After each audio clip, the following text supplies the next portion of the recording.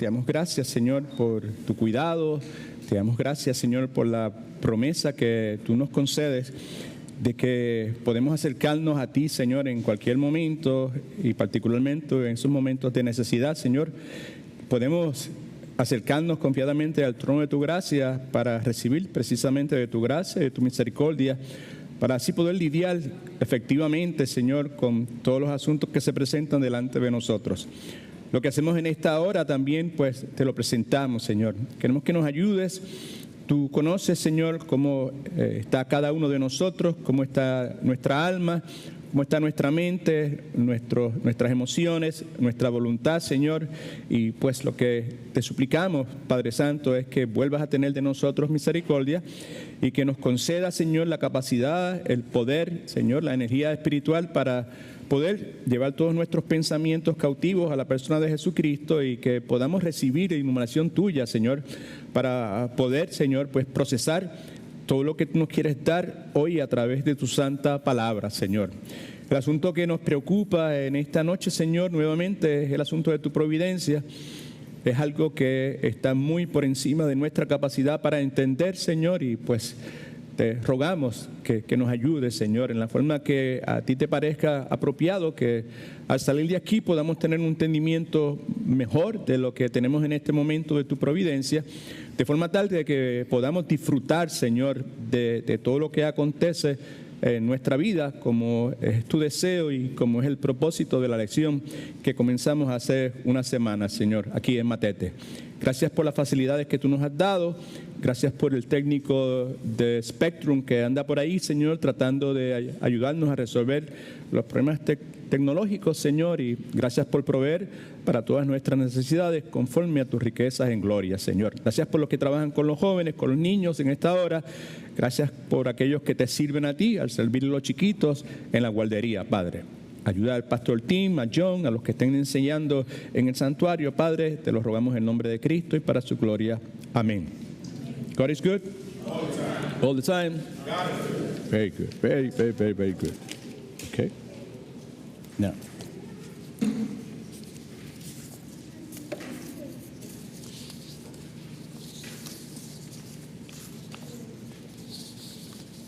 There you go. Okay. Continuamos entonces con este ciclo de Matete que hemos titulado Si Dios cuida de las aves, cuidará también de mí. Pasaje bíblico que hemos tomado como punto de partida es Salmo 57, versículos del 1 al 3, énfasis en el versículo número 2, donde la Escritura dice, clamaré al Dios altísimo que me favorece. Esa frase que me favorece es simplemente una expresión, la certeza, la seguridad que tiene el salmista acerca de lo que estamos considerando que es la providencia de Dios. Yo voy a ir un poquito acelerado en este momento antes de entrar en la parte que necesitamos atender en esta noche, que es la parte que está bajo el título La atención y trato preferencial de Dios con su pueblo. En la primera página de sus notas, por favor, si usted no lo ha escrito hasta este momento, yo le suplico por favor que lo haga en este momento. Dijimos de primera intención lo siguiente, que de paso es el propósito primario, fundamental de este ciclo de Matete. El cristiano verdadero es aquel que ha tenido una experiencia de salvación, ha tenido una regeneración, ha sido sellado con el Espíritu Santo de Dios, ha pasado de muerte espiritual a vida espiritual. Ese es el cristiano verdadero. Este cristiano verdadero, porque Dios le ha dado la capacidad para hacerlo. Una persona que no ha tenido un verdadero nacimiento espiritual no puede hacer lo que estamos proponiendo aquí. En esa primera página. No puede hacerlo. No tiene con qué hacerlo. Nos dice la Escritura que el hombre natural no puede entender las cosas de Dios, no las puede discernir porque las mismas se tienen que discernir espiritualmente. Y aunque este hombre natural quisiera hacerlo, y aunque su esposa quisiera que él pudiera hacerlo, y aunque su mamá quisiera que él pudiera hacerlo, y aunque su papá quisiera que él pudiera hacerlo, y aunque sus hijos quisieran que él pudiera hacerlo, no puede hacerlo. Y por más que el padre, la madre, el esposo, la esposa se esfuercen por vivir una vida piadosa delante de ellos, de compartir pasajes bíblicos, de escribir porciones bíblicas en las paredes, en los baños, en todos lugares, le va a entrar por un oído, le va a salir por el otro, pues porque no las puede discernir espiritualmente, por más que quiera no puede hacer. porque las mismas precisan ser procesadas, digeridas, si usted quiere, discernidas espiritualmente. Y este hombre natural está muerto espiritualmente. No así con el que ha tenido un nacimiento espiritual. Así que cuando hablamos del cristiano verdadero, estamos hablando de esa persona que es capaz de hacer lo que se está sugiriendo en esta afirmación, que no es de exclusividad mía, porque a través de la historia de la redención, desde el comienzo de la iglesia primitiva, y aún antes de eso, la Escritura nos hablaba precisamente de la providencia de Dios y de cómo el pueblo de Dios se gozaba ante la certeza de esa providencia de Dios con relación a las cosas que acontecían a su alrededor, que la inmensa mayoría de las veces para el pueblo de Dios, como es de esperarse, no eran muy placenteras que digamos. ¿Okay? Sí que el cristiano verdadero disfruta al ver cómo el mundo secular, esa porción de esta humanidad que no ha nacido de nuevo, cómo el mundo lleva a cabo los propósitos de Dios oponiéndose a ellos. Se opone a los propósitos de Dios y al oponerse los está llevando a cabo. Y el verdadero creyente, el que ha tenido un nacimiento espiritual, disfruta al ver cómo eso se realiza. ¿Cuántos pueden por lo menos entender un poquito de lo que eso está proponiendo? ¿Right? De esa forma. También la afirmación o la proposición sugiere que el cristiano verdadero disfruta al ver cómo el mundo hace la voluntad de Dios resistiéndola. El mundo resiste la voluntad de Dios y al resistirla está haciendo la voluntad de Dios, que es lo que estamos mirando. Y los ejemplos que hemos visto hasta ahora, pues precisamente esto es lo que están comunicando, y lo que vamos a ver en el día de hoy, pues es precisamente lo que hacen. Y el cristiano verdadero disfruta al ver cómo el mundo multiplica la iglesia del Señor Jesucristo, esparciéndola o persiguiéndola o combatiendo la iglesia. Al combatir la iglesia crece, la iglesia se multiplica. La iglesia, cuando más crece, es en el lugar donde es más perseguida. Dígame, por favor. Así es. La iglesia más saludable, esto no es una opinión mía, esto es opinión de los teólogos más conservadores, más bíblicos que pueda haber en los Estados Unidos, en cualquier parte de este planeta Tierra. La iglesia más sólida en este momento no es la iglesia de los Estados Unidos, no es la iglesia de Argentina. La iglesia más sólida en este momento es la iglesia de China, que es un país ¿qué? Comunista. ¿Cómo va a digerir eso entonces? Pues eso es lo que estamos tratando de comunicar. Y pues algunos puedan pensar, no, yo no creo eso. Pues usted está en libertad de creer lo que usted quiera. Pero la inmensa mayoría de los casos de personas que saben de qué están hablando, eso es lo que dicen. Por consiguiente, la afirmación que estamos haciendo de que el cristiano verdadero disfruta al ver cómo el mundo lleva a cabo los propósitos de Dios oponiéndose a ellos, multiplica a su iglesia esparciéndosela, pues entonces cuando usted y yo contemplamos el fenómeno sobrenatural que Dios ha estado haciendo en ese país comunista que se llama China desde los años 50 para acá, pues entonces eso debe provocar que disfrutemos. Amén. Ahora, yo tuve la oportunidad de visitar ese país en el 2005, tuve 3 semanas y pues tuve la oportunidad de tener unas experiencias más gloriosas que yo he tenido en toda mi vida, participar de un servicio, un martes en la noche, de lo que se conoce como The Underground Church, right? En un salón que era un cuarto de esto que está aquí, sentados en el piso, había alrededor de 120 personas. Pastor americano y yo, Clayton Clore, right? Con otro pastor de la China, entramos, aquello estaba lleno de personas y lo único que él y yo pudimos hacer fue pegarnos contra una pared de pie porque no podíamos ni siquiera sentarnos. ¿Right? Eso está sucediendo y continúa sucediendo en un lugar donde el mundo, ¿verdad?, lleva a cabo los propósitos de Dios, oponiéndose a la voluntad de Dios, resistiéndola, y esparciendo, persiguiendo la iglesia del Señor Jesucristo. Ahí en esa misma primera página, en la parte de abajo, escriba esto si no lo ha escrito ya. LPDDD, estamos hablando de la providencia divina de Dios. ¿Right? Eso es lo que eso quiere decir. Y presentamos lo que está a continuación como una definición simple, sencilla, pero muy atinada de lo que queremos decir con la providencia divina de Dios. Es en esencia el gobierno de Dios por medio del cual Dios, como solo Él sabe hacerlo, sabiduría y amor, cuida y dirige. Se da cuenta que está subrayado, ¿verdad? Cuida y dirige algunas de las cosas en el universo. Todas las cosas. ¿Y todas las cosas son qué? Todas las cosas. Todas las cosas. No hay nada que no esté incluido en eso. Y lo hace afirmando que Dios tiene control absoluto de todas las cosas. Y añadimos ahí inmediatamente ejemplos de eso.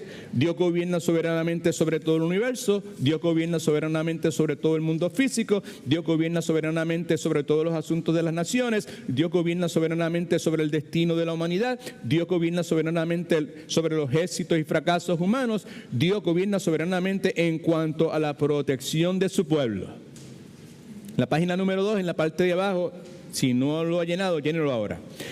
Lo que la Sagrada Escritura, la Biblia, enseña en cuanto a la providencia divina de Dios, lo que la Escritura enseña se opone a la idea muy común en nuestra cultura, de Occidente particularmente, a la idea de que es el azar o el destino lo que gobierna el mundo. No, eso está ahí, pues porque es importante para nosotros reconocerlo, y también pues porque mucho de nuestro razonamiento encaja en eso.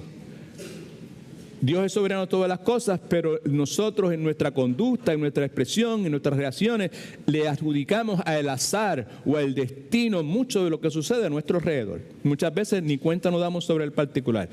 Uno de nuestros propósitos es de que mientras estamos en el taque-taque quiere decir una repetición constante de algo, por lo menos en la cultura de donde yo me crié en Puerto Rico. Cuando nuestros padres estaban con el taque-taque y dale con el taque-taque y llegué y taque-taque, era una repetición constante de lo mismo, con el propósito de que nos entrara en algún momento en nuestra cabezota lo que ellos estaban diciendo. ¿Cuántos entienden eso? Right? Pues eso es lo que estamos tratando de hacer, con la esperanza de que con ese taque, esa repetición de algunas de estas cosas, pues podamos llegar a un punto que se nos meta adentro y que usted y yo podamos reconocer cuando, quizás movido por el acondicionamiento que hemos estado recibiendo a través de los años, estamos pues adjudicando al destino, al azar, cosas que están bajo el plan soberano de Dios y encajan dentro de la providencia de Dios. Página número 3, en la parte de abajo, por favor, escriba esto. Dios en la eternidad pasada, en el consejo de su propia voluntad, ordenó todo lo que sucederá. Nada de lo que sucede le sorprende a Dios. ¿Alguien dice amén? ¿Alguien dice aleluya? ¿Alguien dice alaba lo que Él vive? Nada de lo que sucede en este mundo le sorprende a Dios. Dios está consciente de todo lo que sucederá. Right? En mi pueblo, Mayagüez, hay un estadio de béisbol que se llama el Estadio Isidoro García, Cholo García. Ha cambiado su físico por muchos años, muchas veces, pero está en el mismo lugar con el mismo nombre. Por muchos años yo tuve la oportunidad de entrar durante el tiempo donde no estaba la temporada de béisbol, porque utilizábamos ese parque para entrenar, pisticampo, y tenía acceso a todo el parque, y en más de una ocasión nos subimos al techo del estadio por unas escaleras que habían, a ver si encontramos bolas de béisbol que se hubiesen quedado ahí, yo no sé qué, ¿verdad? No encontramos nada, pero lo que sí pudimos ver es algo muy interesante. Y es que desde allá arriba se podían ver un montón de cosas simultáneas que nosotros podíamos verlas parcialmente de abajo. Desde arriba se podía ver la salida de los 100 metros, la salida de los 400 metros, la primera curva, la última curva y la llegada, todo al mismo tiempo. Lo que quiero decir es esto, desde allí arriba se podía ver el presente, el pasado y el futuro. Y así es Dios. Amén. Dios, tú y yo vemos las cosas poco a poco. Dios las ve simultáneamente. Y nada le sorprende. ¿Right? ¿Quién ganó la carrera? Pues ya Dios sabe quién iba a ganar la carrera. Amén. Así que Dios en la eternidad pasada, en el consejo de su propia voluntad, ordenó todo lo que sucederá. Sin embargo, esto es lo que es importante para nosotros, porque aquí es donde choca, aquí es donde nos crea los conflictos que nosotros tenemos para procesar verdades como esta. No olvidemos, por favor, Dios es Dios, nosotros no somos Dios. Nosotros somos sumamente ignorantes, altamente ignorantes, y es una imprudencia de nuestra parte pretender entender algo que un Dios creador de todo el universo pues ha propuesto y ha determinado y ha diseñado con la mente de mime que nosotros tenemos. ¿Sabe? Es importante para nosotros vernos de esa forma. A algunos de nosotros no les gusta. No. Mime, la cabeza de mime la tendrá usted. Tiene la cabeza físicamente grande y quizás el cerebro tiene de mime, pero eso es cosa suya ya. No me meta a mí en ese grupo. Pues yo someto a su consideración, como vamos a ver nuevamente si llegamos en el día de hoy, que eso es precisamente lo que usted y yo somos, y que no solamente eso, sino que esas cabezas de mime es lo que Dios anda buscando para realizar su propósito en esta vida, que las mentes grandotas y bien de genio, esas cuestiones, en raras ocasiones Dios las escoge para que su propósito se realice. Alabado sea el nombre del Señor. ¿Okay? Así que de ninguna manera Dios es autor de pecado, ni tampoco elimina nuestra responsabilidad humana. Y por último, por favor, en la página número 4 establecimos dos verdades que están en la mitad de la página, y la primera es que si Dios no está en control de todas las cosas, tenemos un problema. ¿Cuál es el problema? Que Dios no es qué. Y la Escritura, ¿será que en algún momento sugiere la Escritura que Dios es soberano? Pues claro, definitivamente, ¿ok? Y si Dios no es soberano sobre todas las cosas, entonces no es qué, no es Dios. Escriba eso, porque allí es donde está el asunto.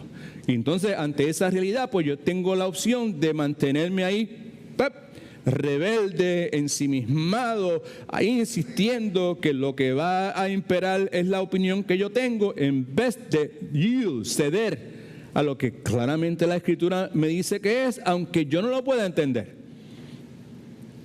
Porque entonces eso va a requerir algo que Dios le agrada sobremanera, una cosa que se llama fe.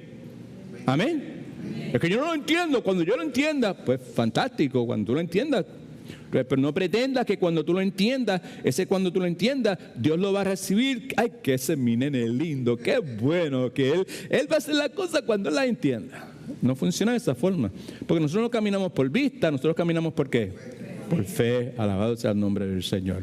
Y la otra, el otro señalamiento que tenemos aquí es que la providencia divina no destruye nuestra libertad, ¿right?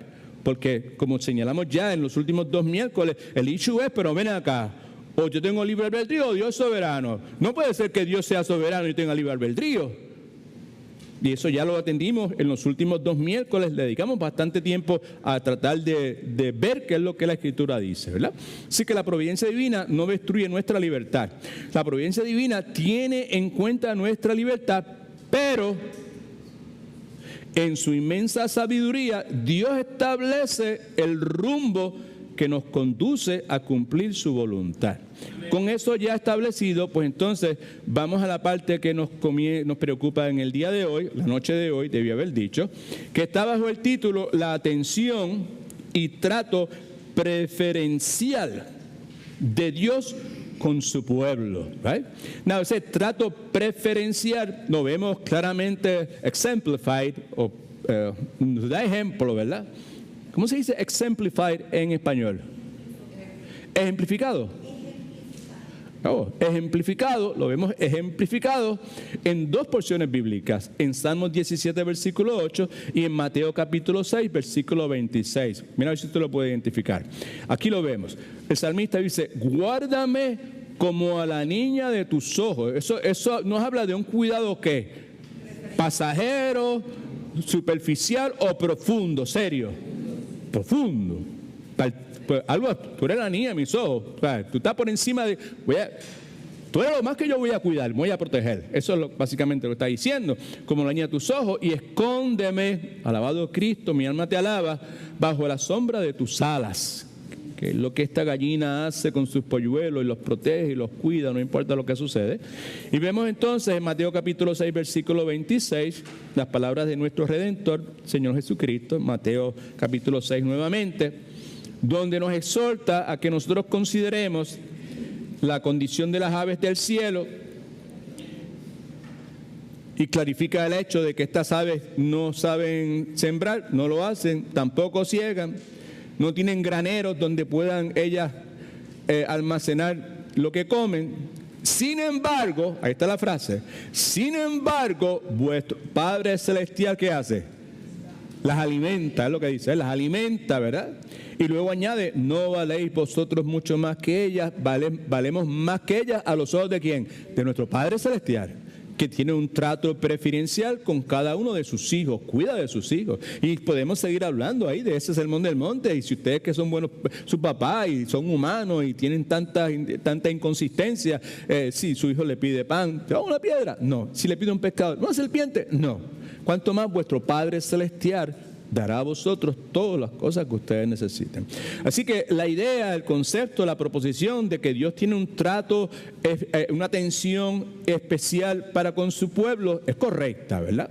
Ahora, entre muchísimas otras cosas, la palabra de Dios enseña, nos presenta a Cristo tanto como cabeza de su pueblo y también como gobernador del mundo, Y también nos dice la Escritura que Cristo en ese rol controla los eventos en el mundo y que siempre lo hace para el máximo beneficio de su pueblo. Right? En la sesión pasada, en el siglo pasado de Matete, en repetidas ocasiones, perdone la redundancia, en repetidas ocasiones dijimos, ¿verdad? ¿Sabe? Que Dios es soberano. Y como Dios es soberano, Dios tiene control sobre todas las cosas y ordena todas las cosas. Y si Dios es soberano y tiene control sobre todas las cosas y ordena todas las cosas, pues todas las cosas que Dios crea, ordena y lo hace para nuestro beneficio. Nunca Dios va a permitir algo que venga a la vida de su pueblo, a menos que sea para el beneficio de su pueblo. Bueno. We're getting there. Slowly, but we're getting there. Con los amén estoy hablando, ¿verdad? ¿Sabes? Pues tú no sabes lo que me pasó a mí. Amén para eso. We'll see.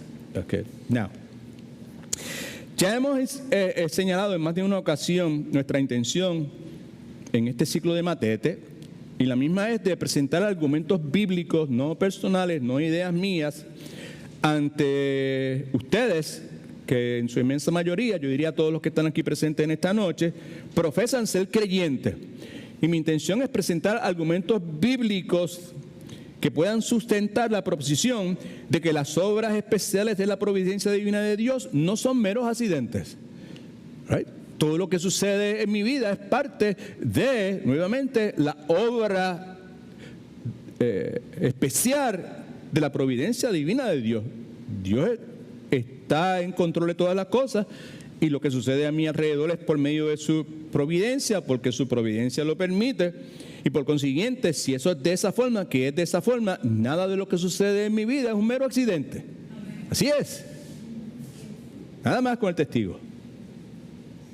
Recuerdo en una ocasión, tenía que ir a predicar, creo que era en Puerto Rico, hacía varios años, y pues llegué y tenía Rosa loca, dale, que se me va el avión, que se me va el avión, y ella como loca ahí en el automóvil, y finalmente llegué al aeropuerto y cogí mi maleta ahí todo estresado, y me llevé a todo el mundo enredado y me metí en la fila, y finalmente cuando llegué estaba allí, y ahí está la cuestión, ¿sabes? Y le di los papeles a la señora y me dijo, el vuelo suyo es mañana.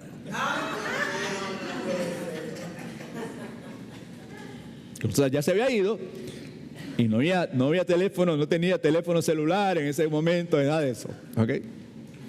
Entonces mi pregunta es, lo que sucede es eso sucedió porque yo soy un tonto, un insensato, que todavía continúo haciéndolo, Debo mirarlo como eso sucedió porque pues este tipo es un insensato, no leyó lo que tenía que haber leído. O debo mirarlo nuevamente como parte de la obra providencial de Dios para mi vida. La forma correcta de mirarla es la segunda forma, parte de la providencia divina de Dios. Ahora, ¿por qué nosotros queremos hacer eso, de presentar estos argumentos delante de ustedes y las personas que, gracias a Dios, unas cuantas personas, diría yo, bastantes, pues atienden los miércoles o los días que tienen la oportunidad de hacerlo, las enseñanzas que tenemos aquí en Matete? ¿Por qué presentar estos argumentos bíblicos ante ustedes que profesan ser creyentes de que las obras especiales de la providencia de Dios no son meros accidentes? ¿Por qué queremos hacer eso? ¿Por qué yo quiero hacer eso en este momento de mi vida, verdad? Primeramente, porque en el día de hoy, como ha sucedido a través de la historia de la redención, muchas personas que se identifican a sí mismos como creyentes, ¿verdad?, consideran las cosas que ocurren en sus vidas como si solamente fueran eventos naturales. Y de esa cuestión de eventos naturales, en los últimos 2 miércoles invertimos mucho de nuestro tiempo clarificando de qué se trata la cosa cuando hablamos de eventos naturales. Y usted lo tiene en sus notas también. ¿Okay? Estoy hablando de personas que piensan que los asuntos de este mundo y que los asuntos de los hijos de Dios no necesariamente son gobernados por la providencia divina de Dios. No. Sin ánimo de ofender a nadie, ¿verdad?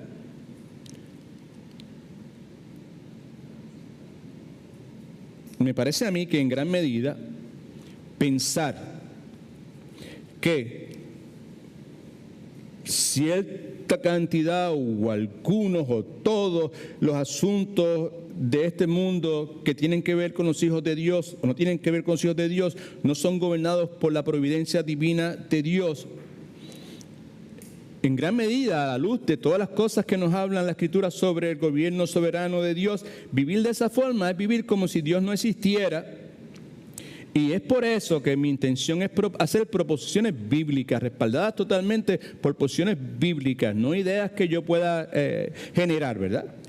Y lo hago con la esperanza de que esas proposiciones bíblicas, hoy creo que vamos a cubrir, por lo menos tenemos escritas ahí 3 o 4 de ellas, ¿verdad?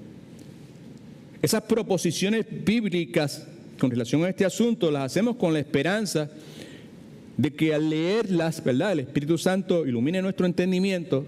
Si somos verdaderos creyentes, eso es lo que el Espíritu Santo hace para nosotros y nos deja saber si eso es correcto o esto no lo es. Amén.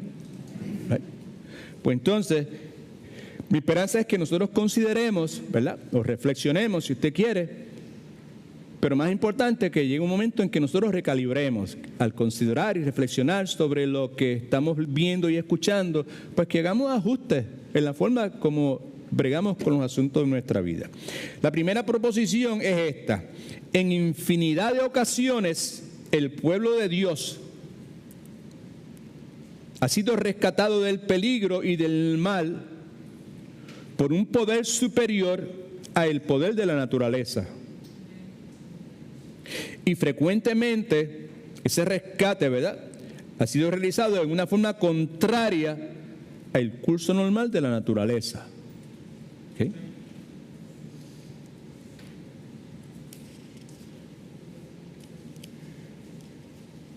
Señor, ayúdame a hablar con claridad. Yo entiendo lo que estoy enseñando. Yo lo que te pido es que me ayudes a poder comunicarlo de una forma que los que están presentes y los que miran a través de las redes sociales lo puedan entender. En los años 80, a principios de los años 80, había en Puerto Rico un fiscal que estuvo envuelto directamente con un evento trágico en la historia de mi país, que se conoce como los asesinatos del Cerro Maravilla. Ese fiscal fue muy conocido porque era muy dinámico y estaba seriamente preparado. Antes de someter sus casos, estuvo estudiando los casos como 3 o 4 años antes de presentar, ¿verdad? Y esté yo de acuerdo con lo que proponía, no, pues todo el mundo reconoce que el hombre se preparó antes de someter los cargos, ¿verdad? La cuestión es que ese señor, lo que yo me acuerdo, porque yo quedé como todo el pueblo de Puerto Rico ahí, tú sabes, estático, viendo eso, donde quiera que estaban, a la hora que fuera, todo el mundo estaba mirando eso. Cuando ese señor le interrogaba a sus testigos, comenzaba con una frase que decía: dígame si es o no cierto. Testigo, dígame si es o no cierto. Dígame si es o no cierto. Él sabía lo que el testigo había dicho, lo que había jurado, lo que él tenía la evidencia de todo lo que el hombre había dicho, y por eso le decía: dígame si es o no cierto. Y la gente se quedaba ahí, no tenía ninguna, sí, cierto, y pues por ahí seguía, ¿verdad? Pues entonces yo me voy a tomar esa libertad en este momento, porque lo que yo estoy diciendo en este momento está bien probado, porque es en la palabra de Dios, ¿right? Y la forma en que Dios ha orquestado todas estas cosas en la vida de nosotros, la creación, cómo funciona la creación, usted y yo sabemos que es de esa forma. Así que yo puedo decir con certeza y seguridad, hermanos y hermanas, díganme si es o no cierto que el agua inunda. Dígame si es o no cierto que el agua ahoga. ¿Cierto o cierto? Cierto, ¿ok? Inunda todo lo que puede inundar y ahoga todo lo que puede ahogar. ¿Cierto? Claro que sí. Sin embargo, dice la Escritura, el mar Rojo fue dividido y un muro de agua se formó a cada lado para que el pueblo de Israel pasara sano y salvo por en medio de eso. ¿Es cierto o no es cierto? Cierto. Porque el pastor Edwin lo está diciendo, el maestrito este que se cree que sabe y no sabe nada, lo está diciendo. No, es cierto porque la Escritura lo dice. Entonces está en nosotros entonces aceptar o no aceptar la proposición que acabamos de presentar delante de ustedes. Esa proposición, en infinidad de ocasiones el pueblo de Dios ha sido rescatado del peligro y del mal por un poder superior al poder de la naturaleza, y frecuentemente en una forma contraria al curso de la naturaleza. ¿Es o no es cierto que eso fue lo que sucedió ahí? Éxodo 14, versículos 21 al 22. Moisés extendió su mano sobre el mar e hizo Jehová que el mar se retirara por medio de un recio viento oriental. Esto es lo que estamos hablando, eso es lo que eso quiere decir. Y eso habla de la providencia de Dios, familia. ¿Right? Y eso está ahí con el propósito que nosotros consideremos y reflexionemos y entonces recalibremos, hagamos los ajustes que tenemos que hacer con los hechos que nosotros tenemos en nuestra vida, que estamos enfrentándonos. Dice entonces que así se secó el mar y las aguas quedaron divididas. Entonces los hijos de Israel entraron en medio del mar en seco, mire ahora, y las aguas eran como un muro a su derecha y a su izquierda. Sí, evidencia clara de que esa afirmación que estaba antes de esto es correcta. Segundo, dígame si o no es cierto que el fuego quema. ¿Quema o no quema? Y si usted prende un fuego ahí, bien intenso, y usted pone algo ahí en ese fuego intenso, grande, tremendo, ¿verdad? Pues todo lo que usted ponga ahí, ¿se va a qué? Se va a quemar, ¿right? Y va a llegar el momento que lo que se está quemando se va a desintegrar, que es lo que sucede en la cosa que se llama cremación. ¿Okay? Pero ustedes y yo sabemos, porque la Escritura enseña que cuando Nabucodonosor, rey de Babilonia, echó a los 3 jóvenes judíos al horno de fuego, la llama intensa que fue calentado en más de 3 ocasiones, dice la Escritura, si no me equivoco, esa llama no tuvo poder para dañar ni siquiera un cabello de las cabezas de ellos. Por otro lado, al mismo tiempo mató a las personas que los metieron a ellos en ese horno ardiendo. Daniel capítulo 3, versículos 23 y 25. Estos 3 hombres, Sadrach, Mesach, Abednego, cayeron atados dentro del horno de fuego ardiente. Entonces el rey Nabucodonosor se espantó y se levantó apresuradamente y dijo a los de su consejo: wow. No eran 3 los que estaban atados dentro del fuego. Y ellos respondieron al rey: es verdad, oh rey. Y él dijo: espérate, Yo veo 4 hombres sueltos que se pasean en medio del fuego sin sufrir ningún daño. Y el aspecto del cuarto es semejante a un hijo de los dioses. Sí, ¿es o no cierto que en infinidad de ocasiones el pueblo de Dios ha sido rescatado del peligro y del mal por un poder superior al poder de la naturaleza y frecuentemente en una forma contraria al curso normal de la naturaleza? Claro que es cierto. Yo podré cantar creciendo en fe desde las 6 de la mañana que me levanto hasta las 11 de la noche que me acueste. Pero entonces, que yo puedo cantar todo eso, pero si yo no hago espacio, si mi pensamiento no es ese, si mi razonamiento no es de esa forma, si ese no es el criterio que yo voy a tener presente en mi vida, ¿verdad? Y estoy hablando no necesariamente de eso en particular, sino de lo que estamos hablando aquí, que es la providencia divina de Dios. Esa intervención, esa presencia, esa realidad de que independientemente de lo que pase, me guste o no me guste, me incomode o no me incomode, me agrade o no me agrade, es parte de esa providencia de Dios para mi vida, para la vida de mis hijos, para la vida de mi matrimonio, para la vida de mi familia, para la vida de mi país, para la vida de mi iglesia.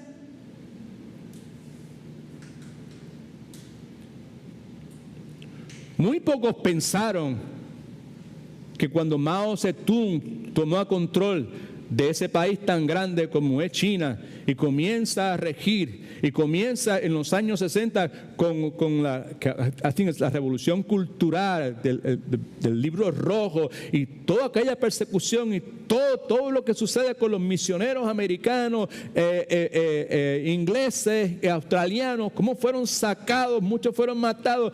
Muy poca gente pensó que iba a suceder lo que ha sucedido. Y lo que sucedió, Dios lo permitió, fíjate.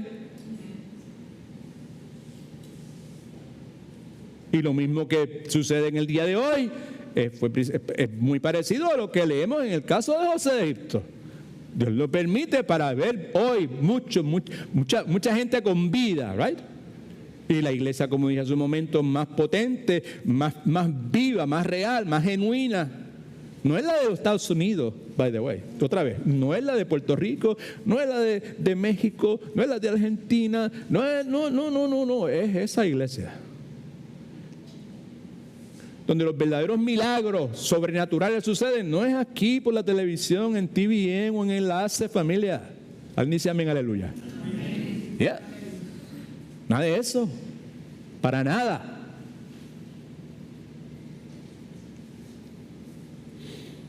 Dígame si o no es cierto que es normal, es de esperarse que las bestias salvajes hambrientas, ¿right?, maten y coman lo que tienen delante de ellos. Y si tiene carne, más rápido todavía. Sin embargo, la Escritura nos dice que las bestias que se encontraban en el foso donde Daniel fue puesto pasaron toda la noche sin tocar a Daniel. Porque en infinidad de ocasiones el pueblo de Dios ha sido rescatado del peligro y del mal por un poder superior, el poder de la naturaleza, y frecuentemente en una forma contraria al curso normal de la naturaleza. Daniel 3:23. Se alegró el rey en gran manera a causa de él y mandó a sacar a Daniel del foso. Sacaron pues del foso a Daniel, pero ninguna lesión se halló en él. ¿Por qué razón? Porque había confiado en su Dios. Yo someto a su consideración que su Dios es un Dios que ve mucho más allá de lo que nosotros vemos, que es lo exterior. Su Dios veía lo que estaba dentro de él. Esa es la primera proposición. La segunda proposición es esta. La providencia divina de Dios provoca, interviene, se manifiesta, se expresa, ¿verdad? Y provoca que las causas naturales trabajen juntas. El tiempo, ¿verdad?, los accidentes, la voluntad del ser humano, que trabajen juntas de una forma extraña, pero para el beneficio del pueblo de Dios. Lo leo de forma corrida. La providencia de Dios provoca que las causas naturales trabajen juntas sea el tiempo, sea la naturaleza, sean accidentes, sean terremotos, sean tornados, sea lo que sea la economía, sea una hambruna, sea lo que sea un tirano, sea gente mala, sea gente buena, sea lo que sea, esos son parte de las causas naturales.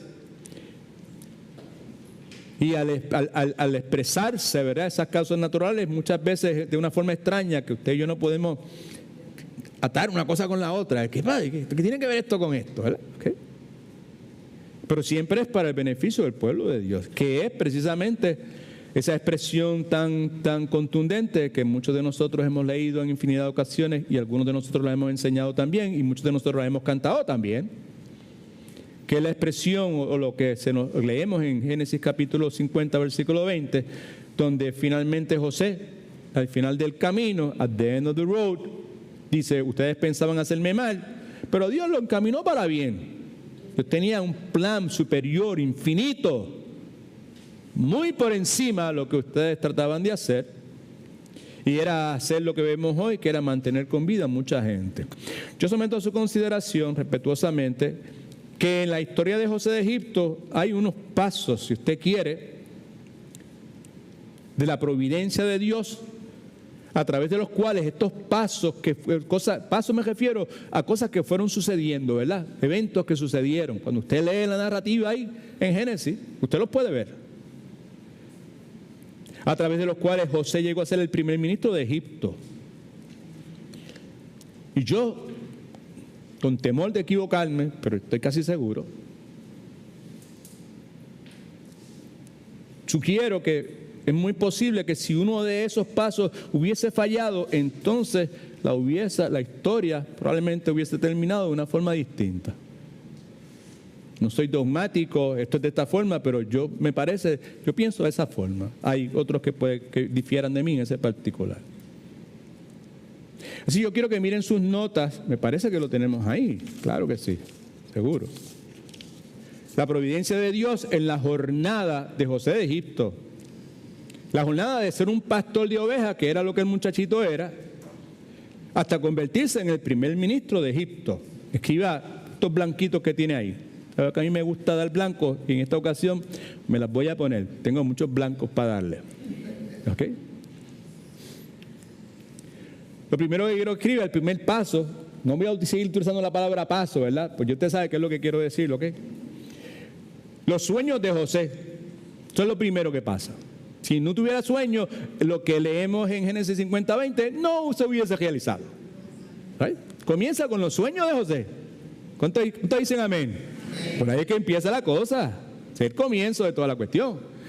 ¿De qué es lo que estamos hablando en este ciclo de Matete? ¿De la qué? De Dios, de la providencia de Dios. Que usted y yo no podemos procesar con nuestra mente, que choca contra las ideas que nosotros tenemos y que muy pocas veces en el momento que estamos en medio del revolú, ¿verdad? El zaperoco, como le decimos, pues no podemos, eso no nos viene a la mente, ¿verdad? La palabra enseña que José recibe unos sueños proféticos. Usted sabe los sueños, yo espero que lo sepa. Esos sueños estaban presagiando el futuro de José. Y él iba a ser líder. Pero entonces, esos sueños, usted sabe que tienen un efecto en las personas que escuchan la narrativa de los sueños de José. Temprano en la mañana, en medio del desayuno, está todo el mundo ahí en la mesa comiendo el desayuno y José llega. Guess what? Anoche tuve un clase de sueño y todo el mundo, dale José, dilo, tíralo. Pues el sueño, eventualmente cada uno de ustedes me va a servir a mí y se van a postrar delante de mí. Imagínense. ¿Right? Sabemos entonces que ese sueño, ¿verdad? ¿Provoca qué? Provoca celos entre los hermanos. Si no hay sueño, no hay celos. ¿Qué es lo próximo? Los celos, número 2, los celos y el complot de los hermanos de José. Es parte de esa providencia en la jornada de José de Egipto. La Escritura enseña que movidos por la envidia, sus hermanos, ¿qué hicieron? Conspiraron contra José. Y de paso, la intención primera no era venderlo como esclavo, era que matarlo. Tercero, Sabemos entonces que no lo mataron y que José es arrojado al pozo por sus hermanos. Escriba cada una de esas palabritas, por favor. La Escritura nos dice entonces que hay uno de los hermanos que se llama Rubén y Dios lo utiliza, Dios lo usa. Dios usa a quien quiera usar. Amén. Dios utiliza a Rubén para persuadir a sus hermanos para que no lo maten. Y Rubén dice, no lo matemos.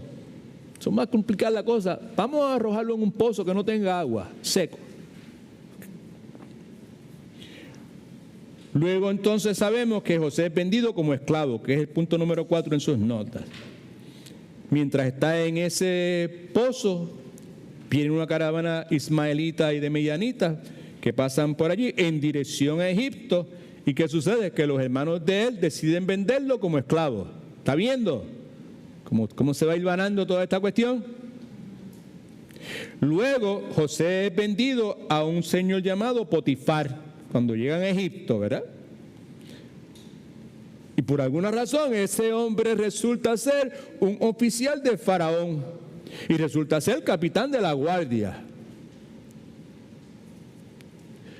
Eso es suerte, eso es el destino, o eso es el azar, o eso es la mano de la providencia de Dios. Ojalá que esté viendo, esté atando las cosas, ¿verdad? Luego vemos, número 6 en sus notas, que José tiene gran éxito en la casa de Potifar. La Biblia nos habla del favor de Dios, ¿verdad? Que es la providencia de Dios, capacitando a José para tener éxito en la casa de Potifar. Y llega a ser el superintendente de todos los asuntos de la propiedad de Potifar. Pero entonces sabemos que en medio de todo éxito y cuando todas las cosas estaban a las mil maravillas, todo está fantásticamente bien, José es acusado falsamente y termina encarcelado. La Escritura nos dice que la esposa de este hombre llamado Potifar acusa falsamente a José de tratar de violarla y como resultado de eso, el hombre inocente va a parar a la cárcel. Pero la cosa no se queda ahí. Porque mientras está en la cárcel, este hombre, José, comparte la prisión o tiene interacción en la prisión con un hombre que era jefe de panadero y un jefe que era jefe de los coperos. Y entonces estos hombres tienen unos sueños y José se los interpreta, ¿verdad? Y lo que José interpreta acontece. Sucede como José dijo que iba a suceder. Número 9.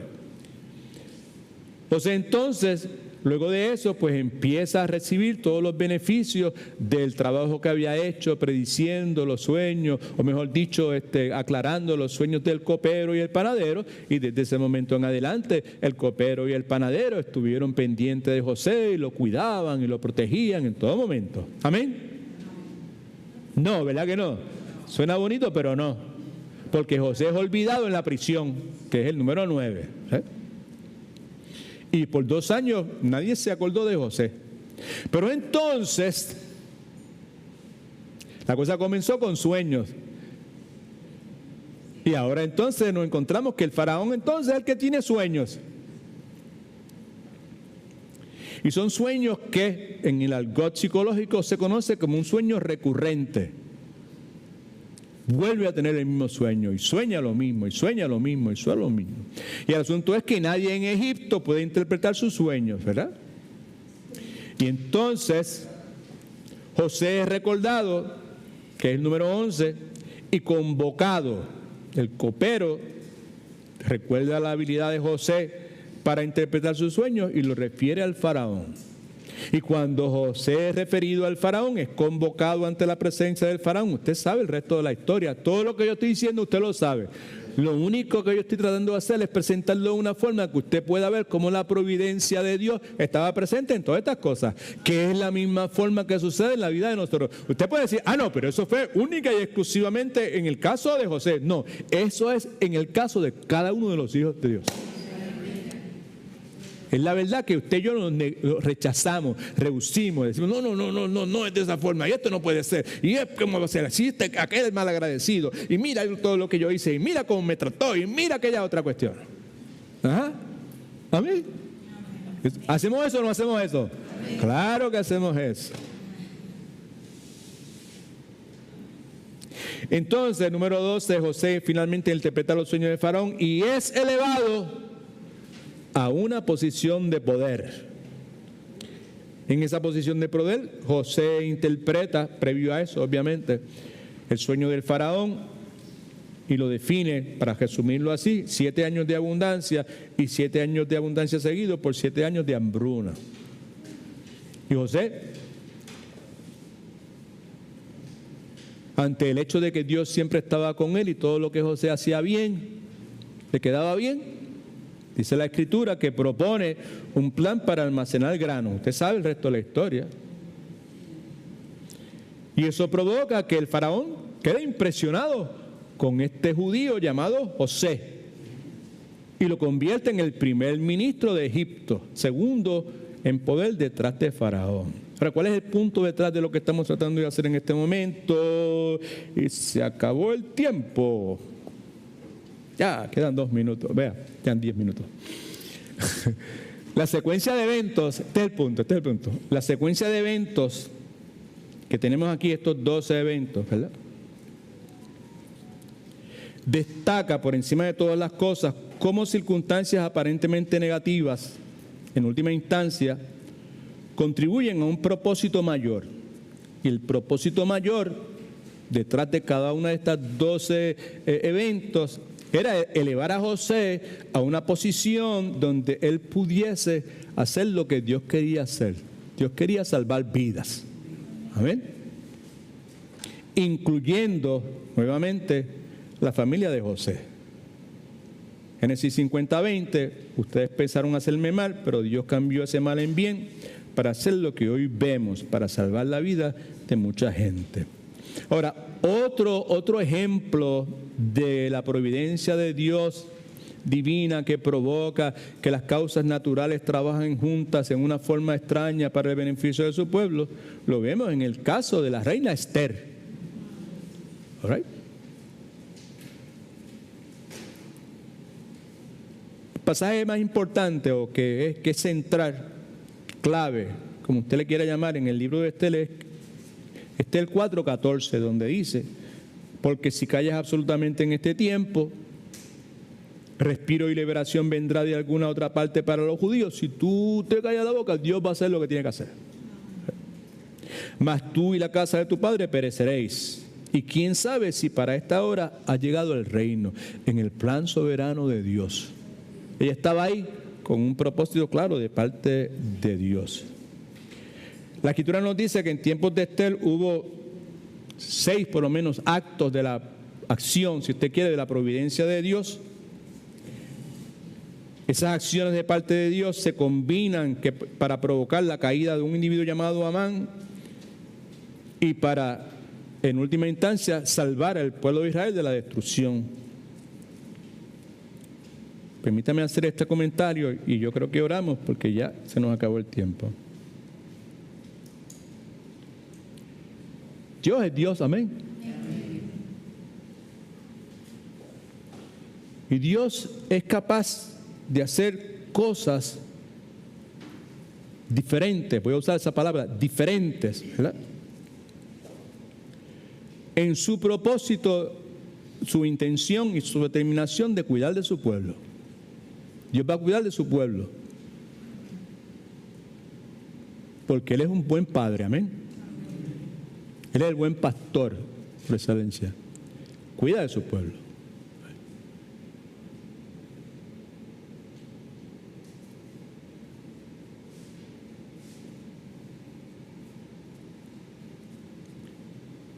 Dios utiliza, ¿verdad?, como un trabajador, muchas herramientas para realizar su trabajo. Eso es lo que vimos en el caso de José y lo que vamos a ver eventualmente la semana próxima en el caso de Esther, ¿verdad?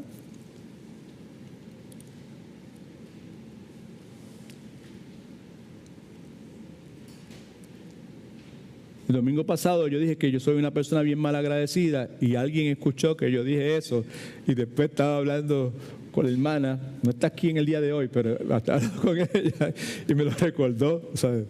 Usted es bien mal agradecido. De verdad, dice, pues sí, de verdad, es la realidad. Estoy mal agradecido, bien mal agradecido. Y pues hay cosas que yo desearía hacer que no puedo hacer. Yo desearía poder tocar piano. Yo desearía poder pintar. Sentarme y poder, mira que he tratado y me he comprado lienzo y pincel y pastel y crayón, de nada, no para nada, no, pero que no puedo. Right? Okay. Puedo tocar un poquito de guitarra y con un poco de esfuerzo, ¿verdad? Okay. Una de las cosas que me gustaría hacer sería un tallador. Me gustaría poder ser ese tipo de persona que coge un pedazo de madera, right? Y lo coge y trabaja con él y produce algo, tú sabes, bien tremendo, ¿verdad? Algo que refleje, pues, que traiga, no sé, que provoque placer, que la gente se deleite, you know. Si algún día van a un pueblo que se llama en Puerto Rico que se llama Guayama, hay un pequeño museo, una casa, creo que se llama, no me acuerdo ahora, Cautiño, la casa se llama Casa Cautiño. Está en una esquina ahí, frente a la plaza de Guayama. Vale la pena entrar ahí, es una casa bien antigua que ha sido preservada, pero tiene un área donde está refrigerado todo y hay unas obras que un autor hizo, un escultor en madera, unos tallados sobre relieve, una cosa brutal. Una cosa, pero que bien brutal. ¿Okay? Entonces, si algún día va por allí, pues puede pasar por allí. Pues yo quisiera hacer eso, ¿verdad? Son personas que cogen, ¿verdad?, un pedazo de madera rústica. Esto es lo que quiero decir. Toda esta historia para decir esto.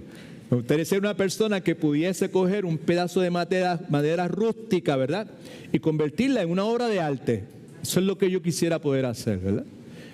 Y soy bien mal agradecido porque pues yo no puedo hacer eso, quizás pueda hacer otra cosita, esto, aquello, otro, pero eso no lo puedo hacer y pues me concentro en eso. ¿Okay? Yo estoy utilizando lo que acabo de decir para cerrar la sesión del día de hoy, recordando a cada uno de ustedes y a mí, sobre todas las cosas, que de la misma forma que un artesano toma un pedazo de madera rústico y lo convierte en una obra de arte, de igual manera, las manos más dotadas del artesano de artesanos, que es nuestro Dios, utiliza sus herramientas en el taller de la providencia divina para crear cosas gloriosas que le dan a Él, nuevamente provocan de parte de nosotros su creación, la adoración que Dios desea de nosotros.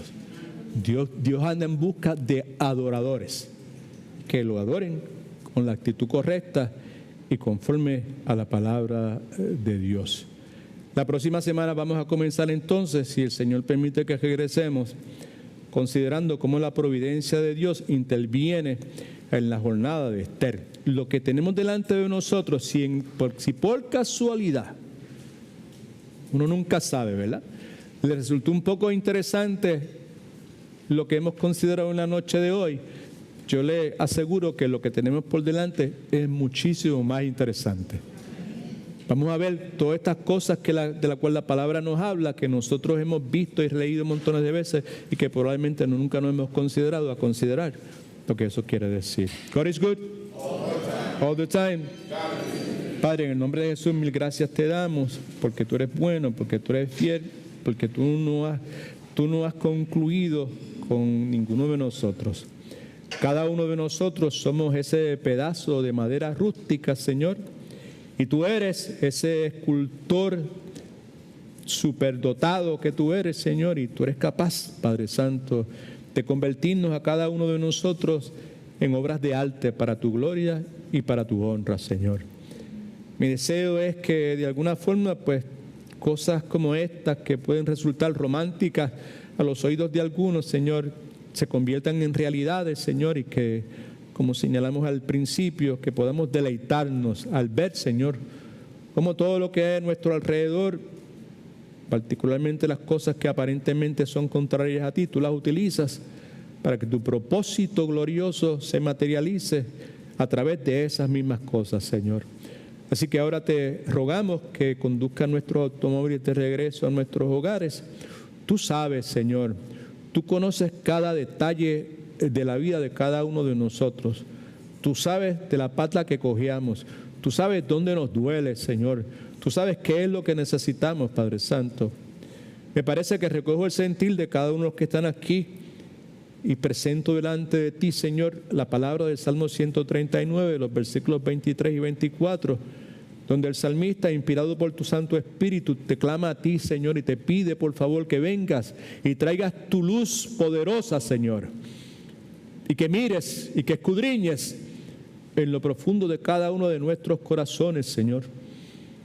Y que tú, Señor, continúes, Señor, escudriñando y que traigas a la luz esos pecados, esas cosas que están fuera de tu voluntad, Señor, que nosotros ni siquiera nos percatamos de ellos, Señor. Que, Señor, luego nos concedas una doble porción de tu gracia y que nos traigas nuevamente al camino eterno, a Cristo, que es ese camino, Señor. Que nuestra voluntad, Señor, se amolde a tu voluntad y que querramos por encima de todas las cosas, Señor, como vamos a hablar este próximo domingo, Señor. Que tu justicia, Señor, sea lo que gobierne nuestra vida. En el nombre de Jesús oramos. Amén.